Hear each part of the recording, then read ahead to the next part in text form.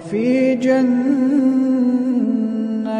عالية لا تسمع فيها لاغية فيها عين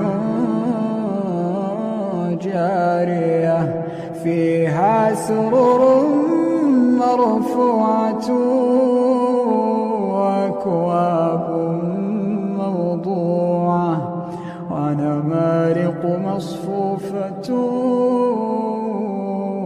وزرابي مبثوثة.